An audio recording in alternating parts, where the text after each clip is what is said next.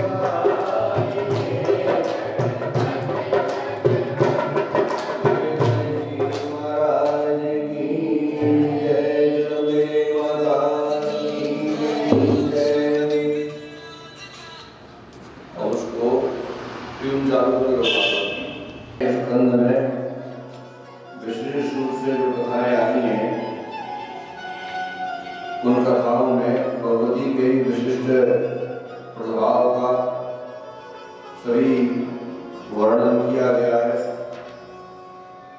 उसको आज संक्षेप में अपन यहाँ पर वर्णन करेंगे। अभी तक अपने जो कथाएं सुनी वो भगवती के विशेष महत्व को दर्शाती हैं। कैसे भगवती ने संसार में आई हुई विपत्तियों का संहार उद्धार किया है, देवताओं को सुरक्षा दी, मनुष्यों को सुरक्षा दी है। इस प्रकार से सभी कथाएं सब अपने सुनी और इसी प्रकार से अब जो है अब आगे जो कथा इसमें आएगी, 7वें स्कंद की जो कथा आएगी कि वो इस प्रकार से है। यहाँ पे राजा जन्मेजय कथा सुन रहे हैं, व्यासी कथा सुना रहे हैं। नैमिषारण्य तीर्थ में 88,000 ऋषि मुनि बैठे हैं और सूत जी महाराज वहाँ पर कथा सुना रहे हैं। तो उन्होंने कहा कि सूर्यवंशी और चंद्रवंशी राजाओं के वंश का वर्णन तुमने सुन लिया और अब उनका जो है उनसे उत्पत्ति संबंधित जो कथाएं हैं उनका वर्णन है। सबसे पहले भगवान विष्णु के नाभिकों से ब्रह्मा जी उत्पन्न हुए और ब्रह्मा जी से 7 पुत्र हुए। ये 7 सप्तर्षि भी कहलाते हैं। इनके नाम है मरीचि, अंगिरा, अत्रि, वशिष्ठ, पुलह, क्रतु और पुलस्त्य। और ब्रह्मा जी की गोद से जो है नारद की उत्पत्ति हुई।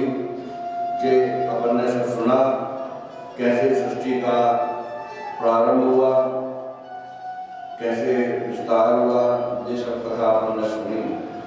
अब 9वें स्कंद में विशेष रूप से करके जो है कि मूल प्रकृति क्या है। मूल प्रकृति यानी प्रधान भगवती। तो प्रधान भगवती क्या है और उनका स्वरूप कैसा है, उनका लक्षण क्या है, किस प्रकार से वो प्रकट हुई। भगवान नारद जी पूछ रहे हैं भगवान विष्णु से, जन्मेजय जी पूछ रहे हैं भगवान व्यास से, और यहाँ पर ऋषि मुनि पूछ रहे हैं सूत जी महाराज से, शौनक जी महाराज से। तो उनका क्या लक्षण है, कैसे प्रकट हुई? तो नारायण भगवान कहते हैं कि उनके लक्षण बताने में तो कोई भी समर्थ नहीं है, लेकिन थोड़े बहुत हम आपको बताते हैं कि सबसे पहले जो है, जो परमेश्वर थे, परमात्मा थे, उन्होंने सोचा कि सृष्टि करें तो वो अर्धनारीश्वर के रूप में बन गए। तो उनके आधे दाहिने भाग को कहते हैं पुरुष, और आधे दाहिने भाग को कहते हैं प्रकृति, है ना। तो जैसे अग्नि है, लेकिन अग्नि की शक्ति क्या है, वो जला देती, दाह करती, ताप पैदा करती है। तो अग्नि शक्ति क्या है, दाह, ताप।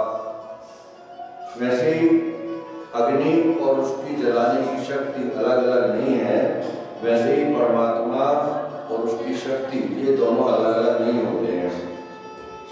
इसलिए जो योगी होते हैं, जो महात्मा होते हैं, उनकी नजर में स्त्री पुरुष का भेद नहीं होता, उनके लिए सब बराबर होते हैं।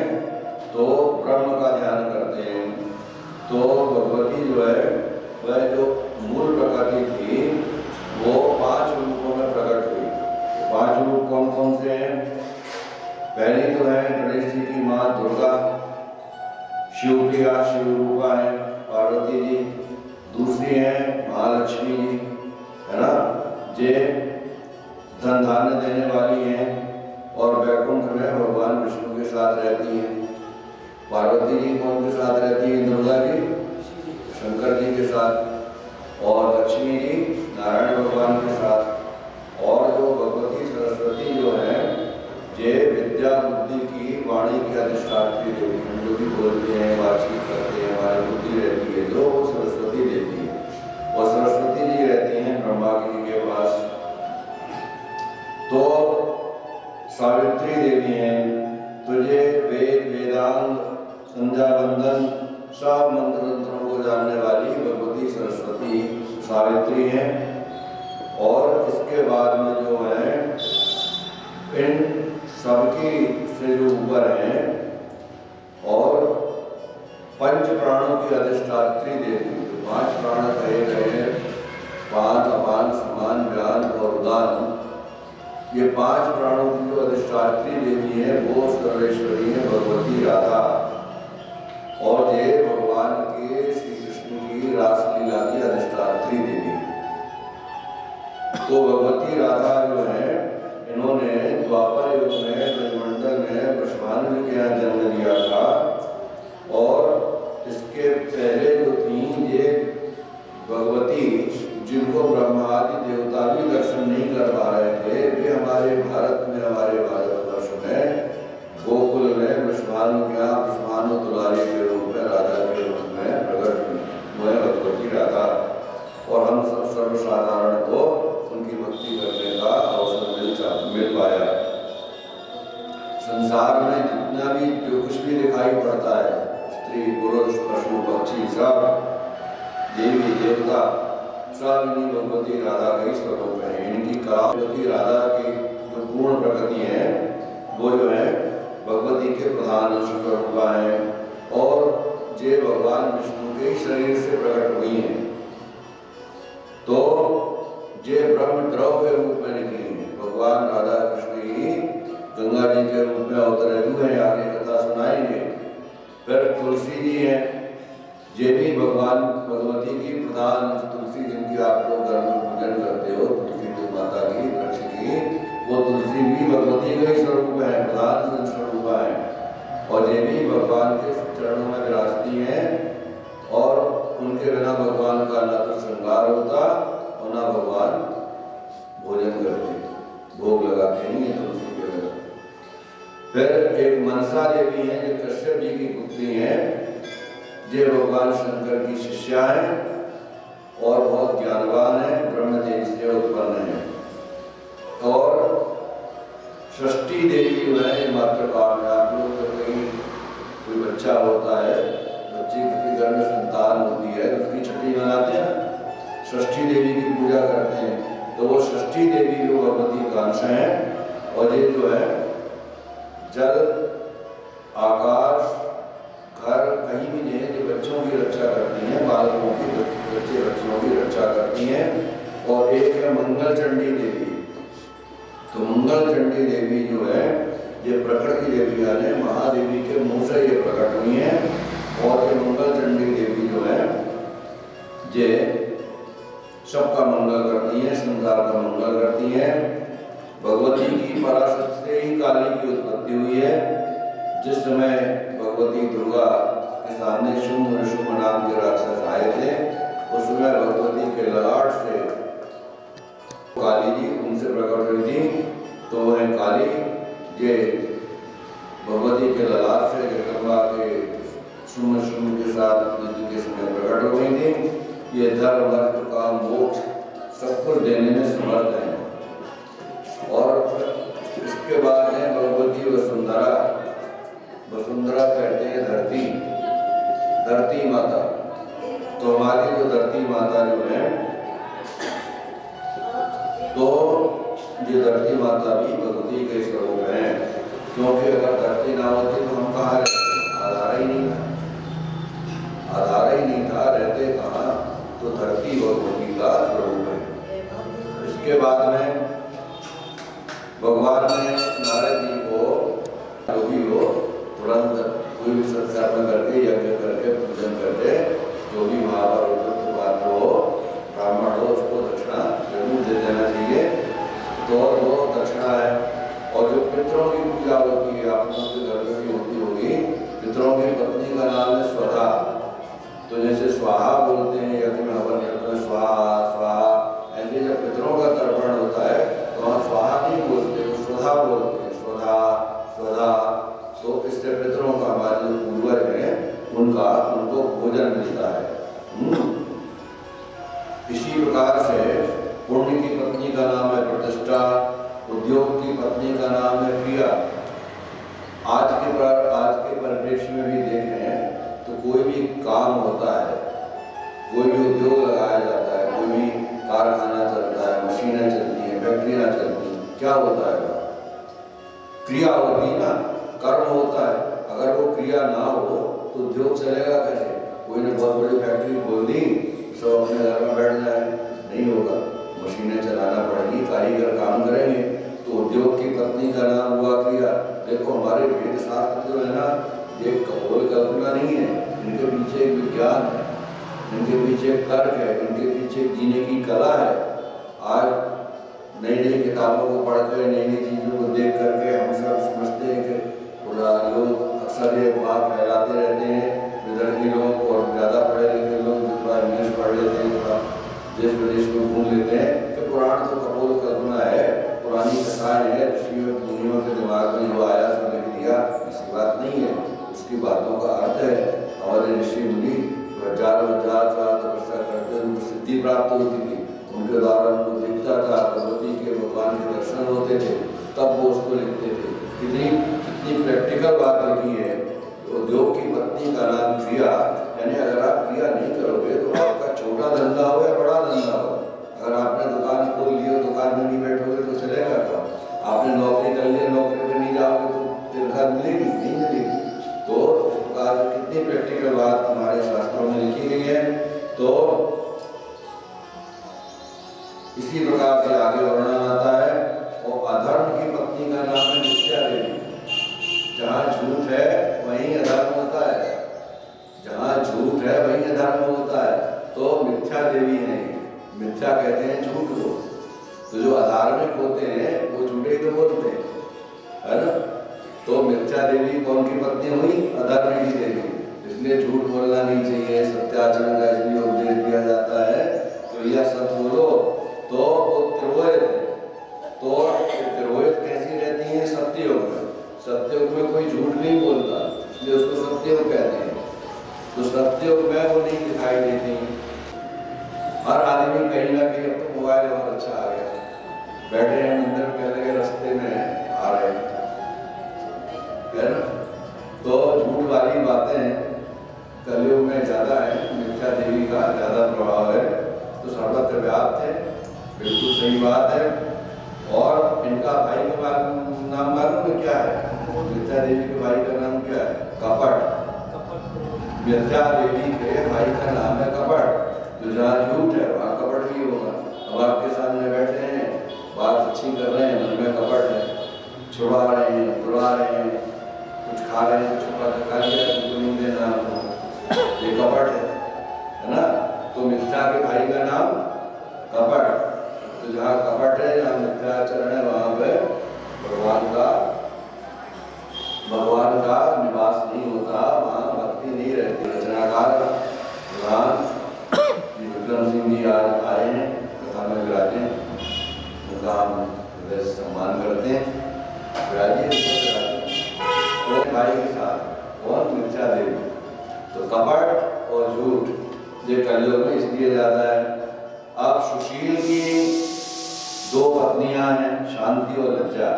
जिसके पास शांति है, जिसके पास लज्जा है, उसको सुशील, अच्छे आचरण वाला कहा जाता है। सुशील है, अच्छे आचरण वाला है, तो उसके लज्जा रहता है। शांति उनकी पत्नी है, लज्जा और शांति। और ज्ञान की तीन पत्नियां हैं। ज्ञान की तीन पत्नियां बताई गई, बुद्धि, मेधा और धृति। जिसको बुद्धि होगी उसी को ज्ञान होगा, जिसकी स्मृति धृति अच्छी होगी उसी को ज्ञान होगा। और मेधा और स्मृति, धृति यानी धारणे की शक्ति, याद करने की, याददाश्त की शक्ति, और मेधा यानी बुद्धि। तो बुद्धि, ज्ञान को याद करने की स्मरण शक्ति जिसकी अच्छी होगी वो ज्ञानवान होगी। पत्नियां हैं, लोभ की दो पत्नियां हैं, क्षुधा और पिपासा। भूख को प्यास जो लगती है उसी का कारण जो कल्पना करो, किसी को भूख ना लगे, किसी को प्यास ना लगे, क्या होगा?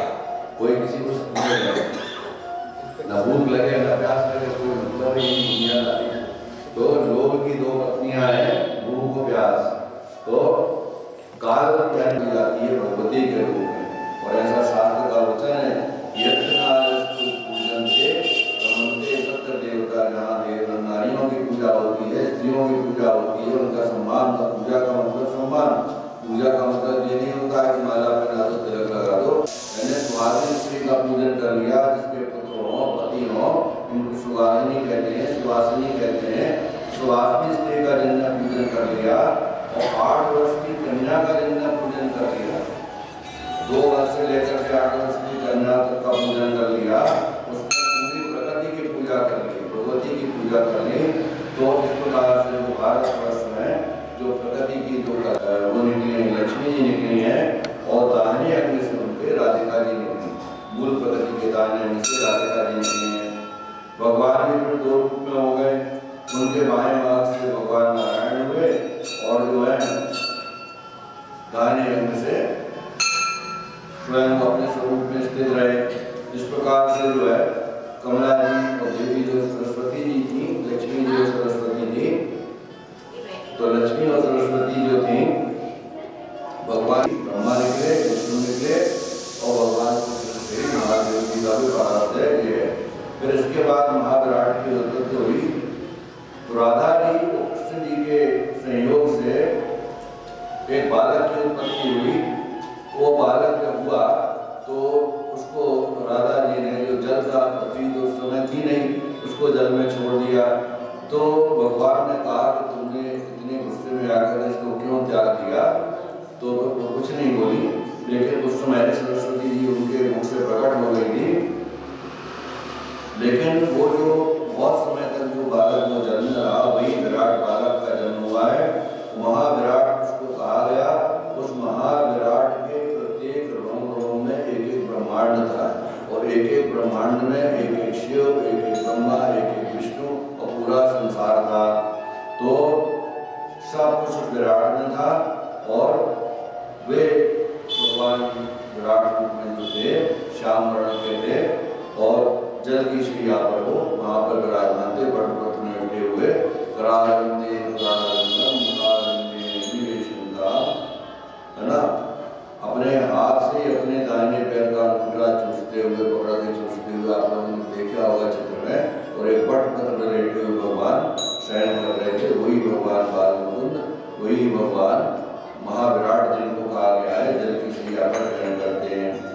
अब गंगा जी के प्राकट्य के कैसा हुआ, गंगा जी कहाँ से उत्पन्न हुई, तो गंगा जी के बारे में बताया जाता है कि एक बार गोलोक यानी भगवान श्री कृष्ण का धाम, तो भगवान श्री कृष्ण के धाम में गंगा जी कैसे प्रकट हुई इसका वर्णन आता है कि एक बार वहाँ पर सरस्वती जी का गायन चल रहा था, भगवान श्री कृष्ण विराजमान थे।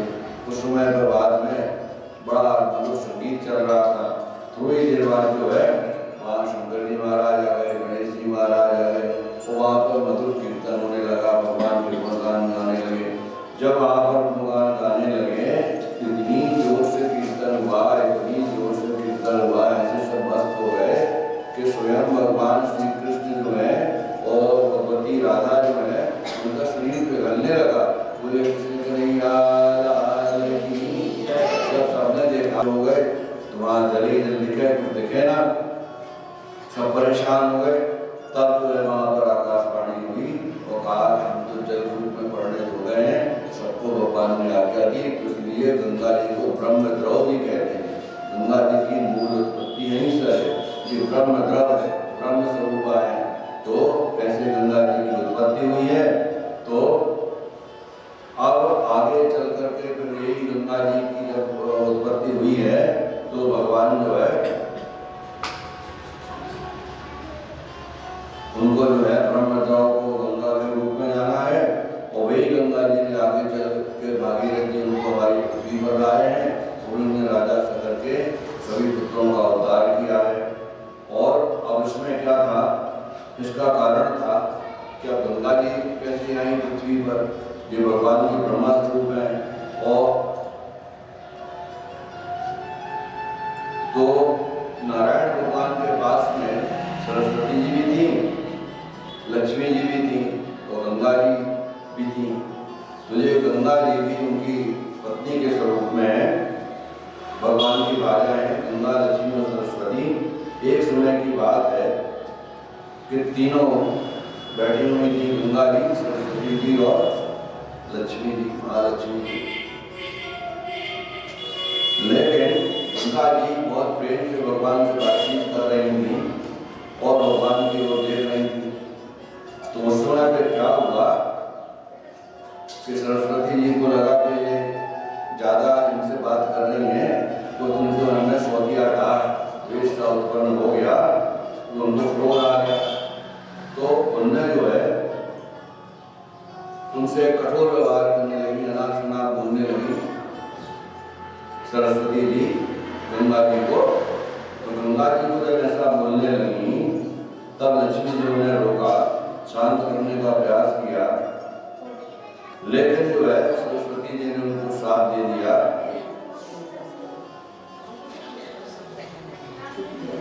सरस्वती जी ने गंगा को श्राप दे दिया कि तुम जाकर के पृथ्वी में नदी बन जाओ। और लक्ष्मी जी ने उनको शांत होने कहा था, तो उनको भी श्राप दे दिया कि तुम भी जाकर के पृथ्वी में जाकर के नदी बन जाओ, मृत्युलोक में चले जाओ। अब जो है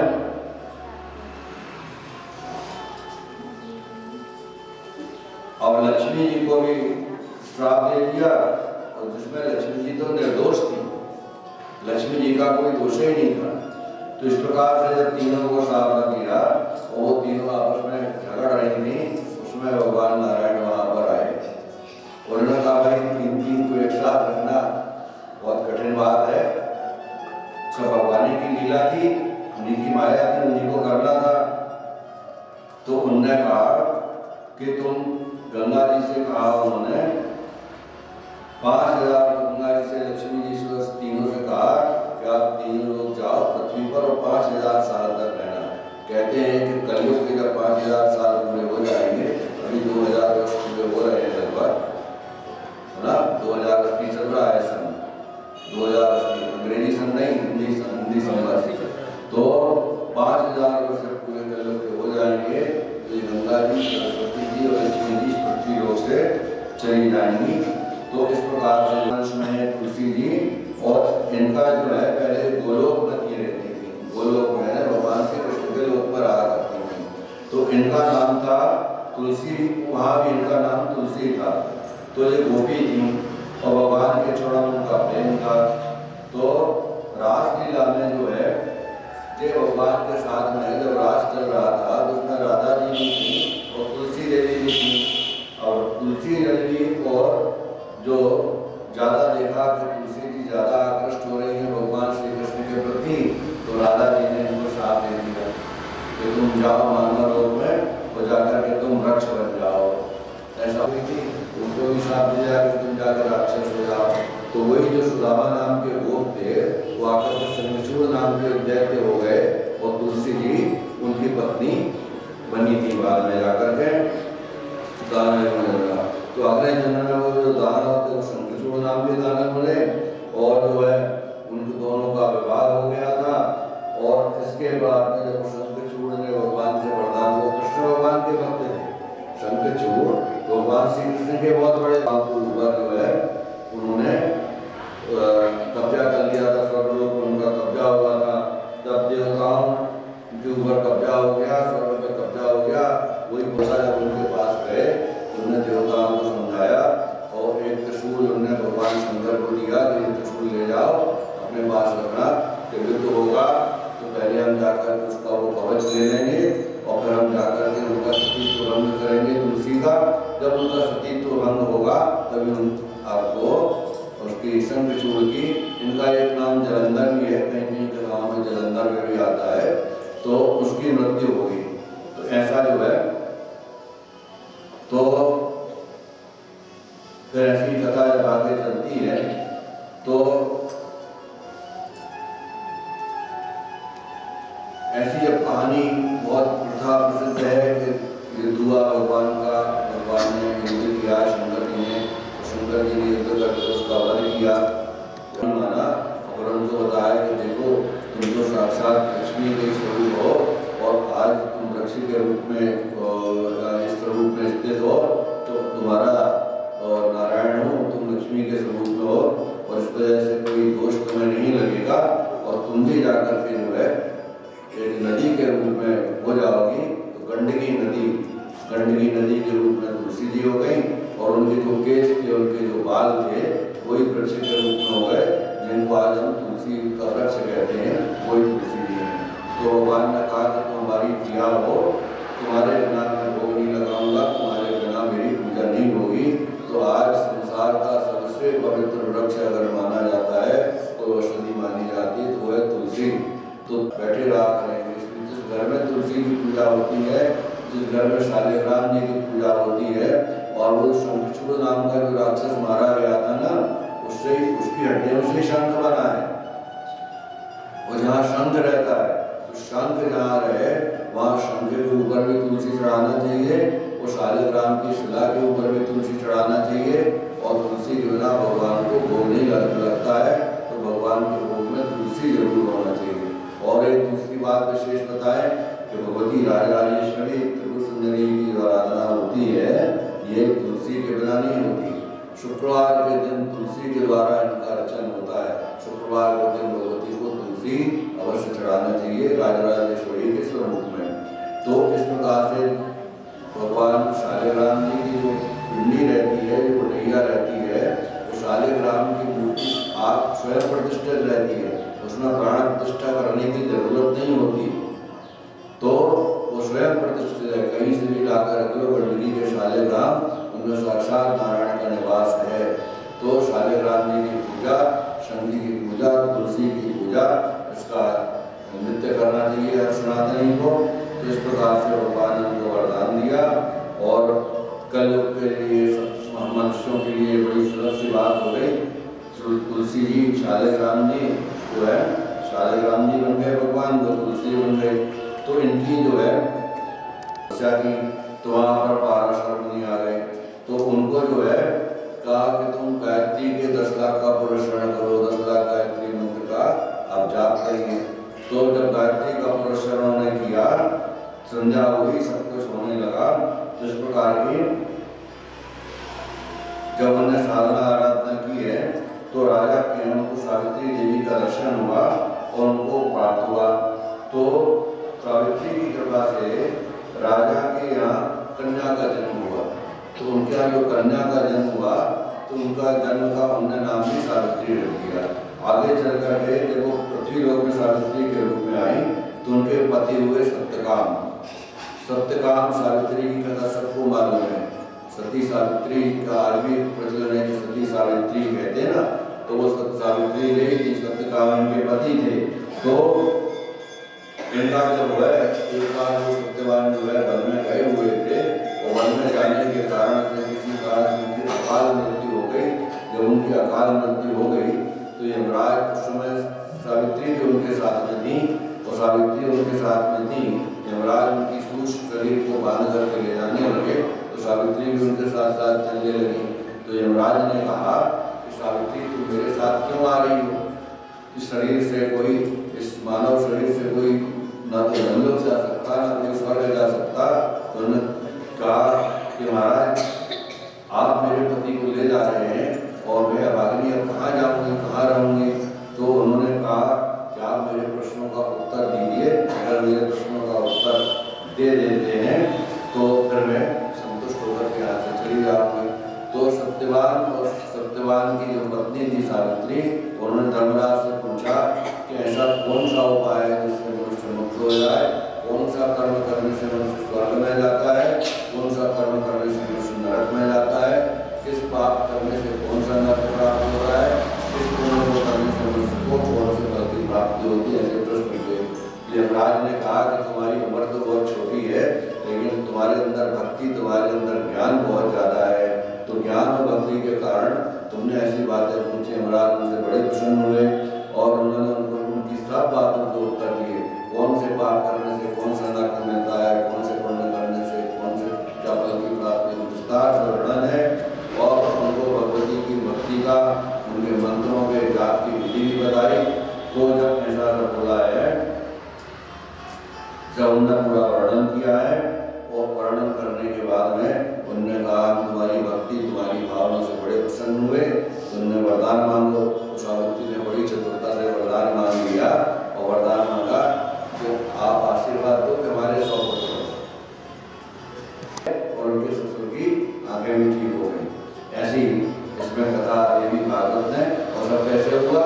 भगवती की उपासना करने से, भगवती की प्रेरणा से। उन सावित्री को भी देवी के रूप में पूजन होता है।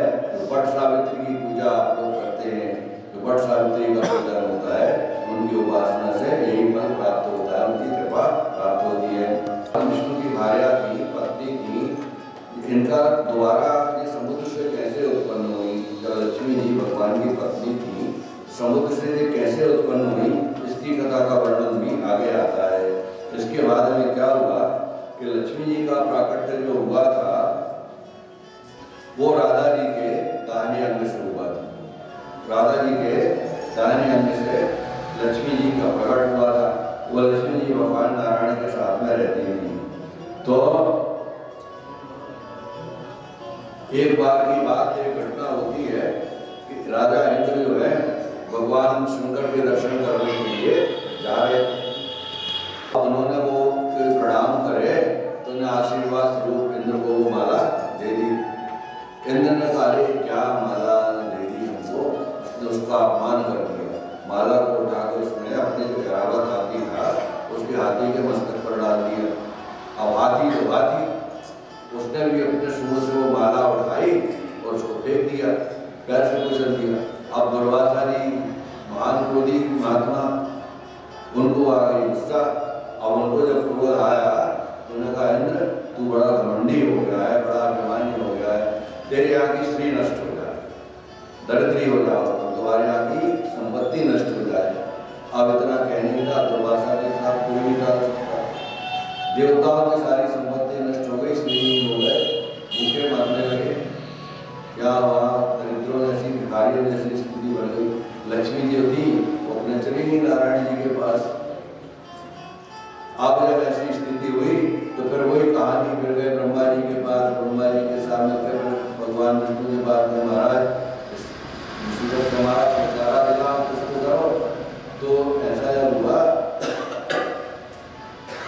तो भगवान विष्णु ने कहा देखो भाई, अब इन दैत्यों ने, तो दैत्यों का संग्राम हुआ, देवताओं का, दैत्यों की और देवताओं की लड़ाई हुई। देवता लोग जीत गए, देवताओं को भगा दिया था मारपीट में। तो सबके ऊपर कृपा दृष्टि डाली पूरे संसार के ऊपर।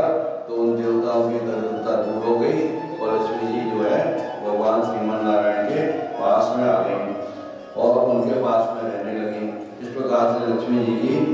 स्थिति बनी। इसके बाद में भी हमने वर्णन किया था कि स्वाहा और स्वधा का उपाख्यान भी जो है वो कुछ इस प्रकार से आता है कि स्वाहा हम क्यों बोलते हैं, अग्नि में स्वाहा क्यों बोलते हैं। स्वाहा भी भगवती के एक अंश से उत्पन्न हुई कि जैसे अभी बताया कि अग्नि की पत्नी का नाम है स्वाहा, तो उस समय जब तक स्वाहा का प्रादुर्भाव भी हुआ था उस समय देवताओं को भोजन नहीं मिल पाता था। हवन तो होते थे लेकिन हवन होने के कारण वो भोजन कर नहीं पाते थे, उनका पहुँच नहीं पाता था। तो फिर इन स्वाहा का प्रादुर्भाव हुआ।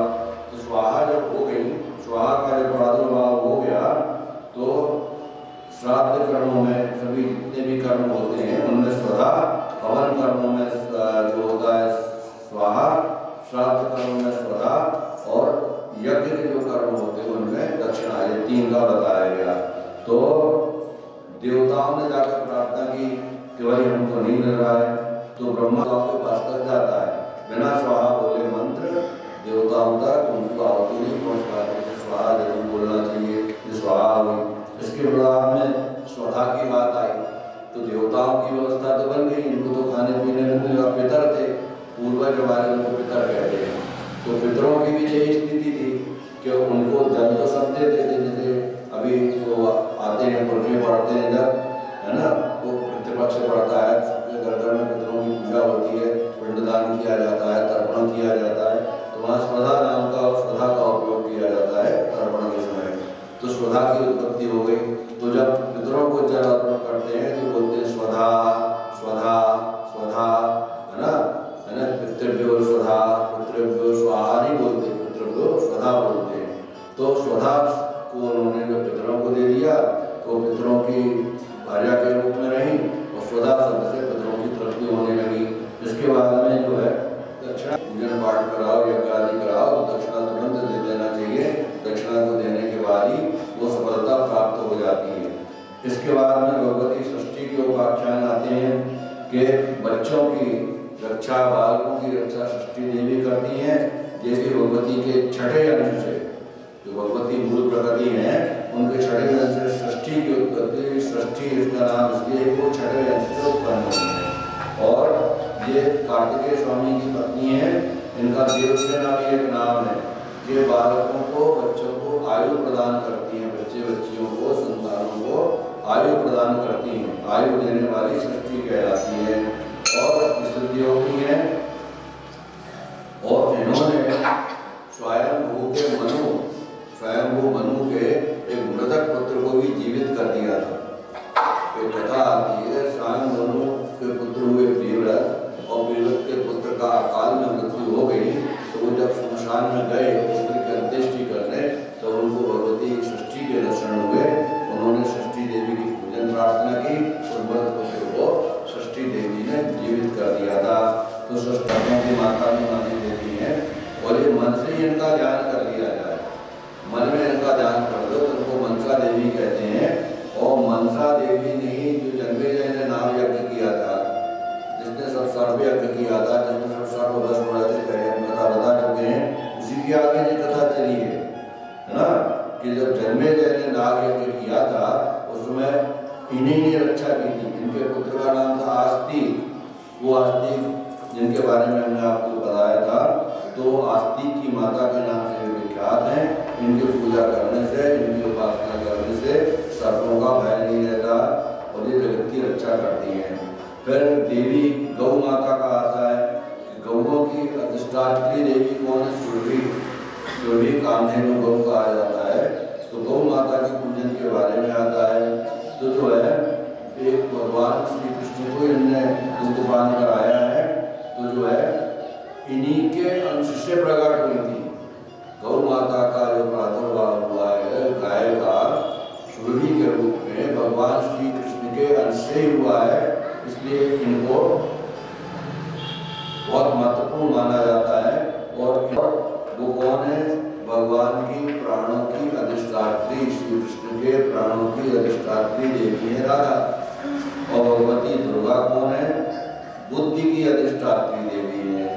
तो भगवान के, भगवती के प्राण तथा बुद्धि की अधिष्ठात्री देवियों के रूप में दो शक्तियां हुई हैं। तो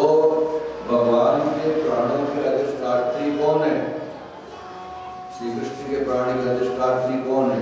राधा। इसलिए राधे राधे जपो चले आएंगे बिहारी। राधा नाम की महिमा इसलिए कि अभी आप वृंदावन चले जाओ, कहीं जाओ, जय श्री कृष्ण शायद कोई कम गाएगा, कृष्णा कृष्णा कम गाएंगे, लेकिन राधे राधे सब बोलते हैं। तो राधा जी की महिमा इसलिए है कि राधा जी वस्तुतः श्री कृष्ण शाला नहीं है, जो राधा है वही श्री कृष्ण है। दो रूप हैं उनके, राधा और कृष्ण, दो देह अवश्य हैं, लेकिन वो प्राण उनके एक ही, दो देह एक प्राण, वो है भगवती राधा। बस वहाँ नारद जी के उसके मन में ईर्ष्या जगा दी उन्होंने। अब विंध्य पर्वत में बढ़ना चालू कर दिया, कहा हम देखते हैं, हम उसने बढ़ना चालू कर दिया, हम सूर्य का रास्ता ही रोक देंगे। और इतना बड़ा अपने स्तंभों को इतना ऊंचा कर दिया कि सुबेरा नहीं हुआ, सूर्य भगवान निकले, अब जाए कहाँ से, रास्ता ही बंद था। पुराण की कथा के अनुसार तो जब नहीं जाने लगे तो सूर्य का उदय नहीं हुआ, आधी दुनिया में अंधेरा, आधी दुनिया में उजाला। ऐसा हुआ तो सब देवी देवता मनुष्य बड़े दुखी हो गए, हाहाकार मच गया। जब ऐसी स्थिति बन गई तब सब भगवान विष्णु के पास हुए, फिर पहुंचे। भगवान विष्णु का भैया ये तो अपने बस की बात नहीं है, ऐसा करो वो तुम चले जाओ अगस्त जी के पास। अगस्त जी का शिष्य है। भगवान विष्णु उपाय बताने में बहुत माहिर है, तरीका बता देंगे, ऐसा कर दो, ऐसा कर दो, सब बता दो, यही उपाय निकालते हैं। तो कहते तुम जाओ अगस्त जी के पास और अगस्त जी से कहो कि इसको कंट्रोल करो, इसको रोको भाई। देवता लोग सब इकट्ठे हुए, शंकर जी वगैरह और सभी देवी देवता, और गए अगस्त जी के पास। कोई अपनी कथा बताई कि विंध्याचल आपका शिष्य है, और उसने पढ़ लिया है, सारे प्राणी दुखी हुए हैं, इसका उपाय करो। तो विंध्याचल उस समय उत्तर में रहते थे, काशी में, इनको भ्रामरी कहा जाता है। तो एक जो दैत्य था उसका नाम था अरुण। अरुण नाम का एक दैत्य हुआ, तो वो बहुत बलशाली था, ब्रह्मा जी से वरदान प्राप्त हो गया था उसको। तो उसने ऐसा वरदान प्राप्त किया था, किसी पुरुष से, किसी स्त्री से, 2 पैर वाला हो चाहे 4 पैर वाला हो, चाहे दोनों मिला हुआ हो, जैसे नरसिंह वगैरह भगवान ने मिलकर रूप ले लिया था, ऐसा हो, ऐसे किसी से भी जो है मेरा बदना हो, मृत्यु ना हो। जब ऐसा वरदान उसने ले लिया तो उस दैत्य के लिए जो है सबका मारना संभव हो चुका। पूरा उसने पूरे संसार में उसने जो है त्राही त्राही मचा दी। तो उत्पन्न हुए, उनके हाथों से, आंखों से, शरीर से भ्रमर निकलने लगे, भौरे निकलने लगे, और ये उन्होंने जो है उसकी जो बड़ी वाली जो राक्षसी सेना थी उसके ऊपर आक्रमण कर दिया। और ऐसे जो है जब राक्षस मारे गए तो जो है इस प्रकार से भगवती भ्रामरी का प्रादुर्भाव होता है। भ्रामरी दिन करें और संकीर्तन के पश्चात अपने मन को जितना भी जैसा संभव हो सके भगवती के चरणों में लगाने की चेष्टा करें। इस अनुष्ठान का, इस 9 दिनी अनुष्ठान का और इस गुप्त नवरात्र में अनुष्ठान का उद्देश्य यही है कि आप में से भगवान आप सबके मन में जो है भगवती के प्रति भक्ति, श्रद्धा, भावना उत्पन्न हो, और भगवती की प्रेम के साथ में नाम संकीर्तन करते हुए अपने विधि विधान से जैसा जिसके लिए संभव हो उसके लिए पूजन का विधान करते रहें। श्री कृष्ण गोविंद हरे मुरारी, हे नाथ नारायण वासुदेव।